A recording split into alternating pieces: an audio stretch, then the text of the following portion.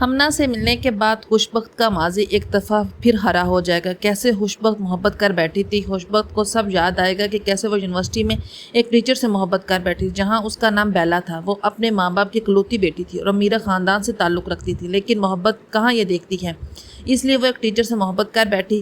ابو بکر کا والد ہوتا ہے، وہ یونیورسٹی میں ایک لیکچرار ہوتا ہے۔ بیلا کو اس سے محبت ہو جاتی ہے اور اپنے ماں باپ کے خلاف جا کر اس سے شادی کر لیتی ہے۔ ابو بکر کا والد ایک گاؤں سے تعلق رکھتا تھا۔ جب ابو بکر کا والد گھر لے کر آتا ہے تو بیلا سے پہلے ہی دن میں بہت بدسلوکی کی جاتی ہے۔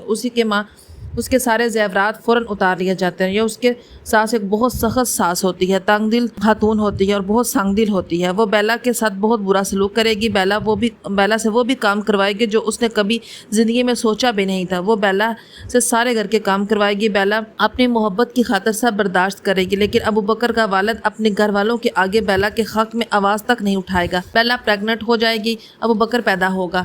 بیلا کا جب باپ گھر ملنے آتا ہے تو بیلا اس کی ساس کافی بے عزتی کرے گی اور ان کے گھر والوں کو ان کو گھر سے نکال دے گی۔ تو بیلا یہ سب برداشت نہیں ہوگا۔ وہ یہ سوچتی کہ کتنی بدنصیب بیٹی ہے، کتنی نافرمان اولاد ہے جو اپنے باپ کو بے عزت کروا دیا، میری وجہ سے ان کی بے عزتی ہوئی۔ ابو بکر کی پیدائش کے بعد ابو بکر کا والد مر جائے گا تو بیلا کو وہاں سے نکال دیا جائے گا۔ ابو بکر کو چھین لیں گے اس کے سسرال والے، لیکن بیلا ہمت نہیں ہارے گی اور وہ گاؤں والوں کی مدد سے ابو بکر کو لے گی اور ابو بکر کو لے کر شہر آ جائے گا۔ ابو بکر کی ایسی تربیت کرے کہ جہاں وہ عورتوں کی عزت کرے اور ان کو میلی نگاہ سے نہ دیکھے۔